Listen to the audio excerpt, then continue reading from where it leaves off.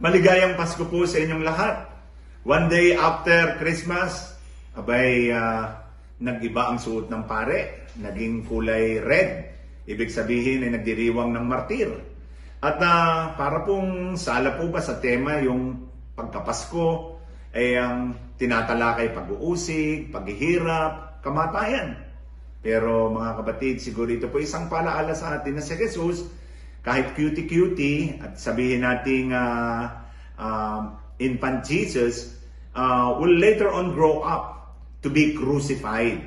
He will be the sign of contradiction, and cross will be part and parcel of His life. At ang sinumang sumusunod po sa Kanya ay makakaranas din po ng krus. At isa po sa sumunod sa Kanya ay si San Esteban. Si San Esteban po ang tawag sa Kanya ay proto-martir. Ibig sabihin, the first martyr. At ang martyr po, ibig sabihin, witness. A martyr for Jesus, witnesses for Jesus by His life and by His death. And a martyr for Jesus suffers out of love to the point of death, hanggang kamatayan. Si San Esteban po ay binato hanggang sa mamatay. At napakaganda po ng kanyang dalawang salitang iniwanan habang siya po ay pinahihirapan. Ang una po ay sabi niya, Lord, please do not withhold against them. Do not hold this against them.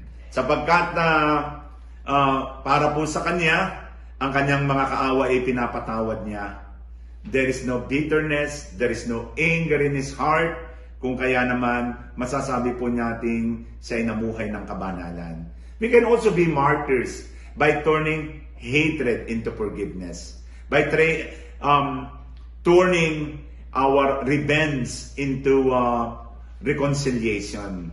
Napakahirap pong gawin. Madaling sabihin nyo, naku, napaka-kaplastic ka naman, Father, yung pagdadasal yung nagchichismis sa iyo, yung gumagawa sa iyo ng masama, pagdadasal mo, chika. Pero yun po ang paraan para makasunod tayo sa Panginoon. Yun po ang pamamaraan para tayo'y maging katulad ni San Esteban, martir ng pananampalataya. Pangalawa na sinabi po ni San Esteban ay, into your hands I commend my spirit. Hindi po ba ito rin ang sinabi ng Panginoon? Isa sa kanyang huling wika nang sinabi niya, sa inyong mga kamay ay inihakabiling ko ang aking buhay. Siguro ito rin po ang pinakamaganda natin gagawin sa panahon pong ito ng pandemya, sa panahon pong ito ng pagsubok, sa panahon pong ito ng paghihirap, ay atin pong isuko ang ating sarili sa Panginoon. Ang ating buhay, ang ating pong tagumpay, ang ating pong mga pinagdadaan ng mga problema sa buhay ay makakayanan po nating lahat. Kaya nga po, a part and parcel of our life to follow Jesus means to carry His own cross and be ready to be persecuted. Hindi ko madaling sumunod sa Panginoon. Nangangailangan ito ng kamatayan sa sarili. Nangangailangan ito ng sakripisyo.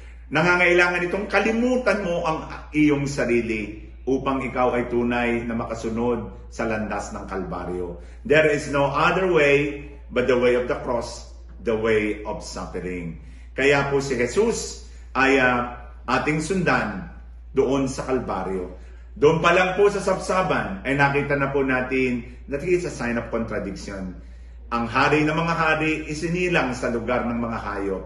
Hayop lamang ang kasama niya, pero naroon ang kanyang pagiging tanda ng kabalintunaan at ang kanyang kamatayan sa krus ay para lamang sa isang kriminal. Kaya naman, just to follow the Lord means to embrace His cross and to embrace the sufferings, the persecutions na maaaring maranasan ng isang disipulo na sumusunod sa Kanya. Si San Esteban, sa kahuli-huliang sandali, isinusuko ang lahat sa Panginoon. Kaya ito rin po magandang ating gagawin sa panahong ito na tayo po'y sinusubukan, dinadalisay. Kaya hindi po sanang sabihin natin, Panginoon, sa inyong mga kamay, inihahabiling ko ang aking buhay. Amen.